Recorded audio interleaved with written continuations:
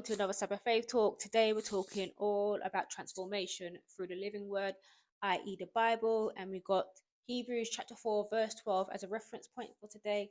And we're also going to be touching upon Exodus, where Moses helped the Israelites escape from Egypt.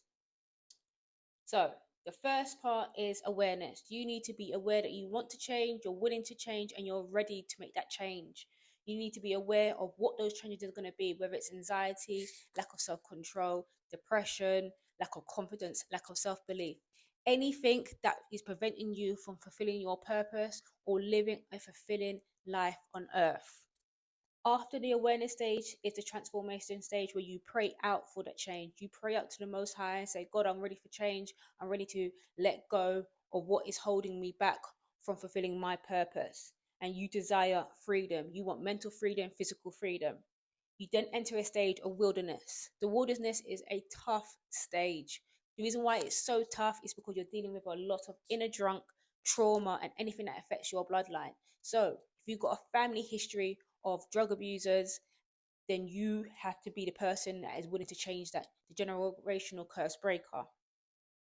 The wilderness is a stage where a lot of people die, or they become stagnant, or they basically just accept the fact that they cannot change. The wilderness is very tough. And the reason why it's very tough is because is a lack of faith. And this is where the living word helps. The living word helps to reinforce your faith. And then you start seeing the transformation. You start seeing, oh my goodness, I've read this scripture and my life has started going into a more positive direction. Another reason why you stay stuck in the wilderness is moaning and grumbling. Gratitude is so key. Even in the midst of sometimes your deepest and darkest moments, if you find a bit of hope and find a bit of gratitude and you stop complaining, it will help you to escape that wilderness period. During the wilderness period, also, you face temptation, which Jesus spoke about when he faced temptation from Satan.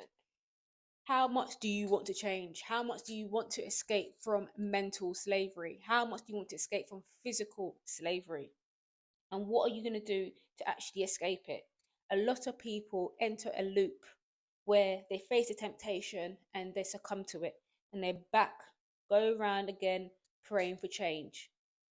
What you want to do is be the generational curse breaker who decides, no, I want to face that temptation and put a stop to it. Once you decide that you no longer want to enter into the wilderness, you no longer want to be there, and you want change, you desire that change, and you've done all the inner work, the inner trauma work, you've gone to therapy, you've done it all, that's when you start to enter into the promised land. So the promised land is filled with, I would say, the fruits of the spirit. A lot of people think it's about money. It's not about money. And I'll talk about money, mammon, and all of that at a later date.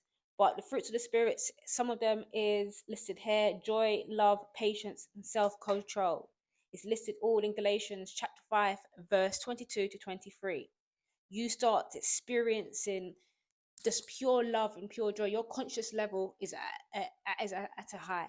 You're not operating in a state of fear or a state of jealousy or anything that is very low vibrational. Then, whilst you're in the promised land, you decide to be an advocate for change. You decide to help other people. Like I said, if you've got a bloodline of drug users and you decide to make that change, you go to a drug rehab circle. The person leading that circle tends to be someone who previously experienced addictions. You tend to go to people who can help you. There's no point of talking to someone about a circumstances or a change who hasn't gone through it. They won't be able to advise you from a lived experience, which is living word. They can't talk to you from a lived experience, so they can only talk to you from a hypothetical perspective. So whilst you're in the promised land, it's all about maintenance, because you can easily drop back. So you have to maintain it through the living word, and you have to enter into a state of, I want to become a master at this. Self-mastery, the mind of a creator, the mind of Christ.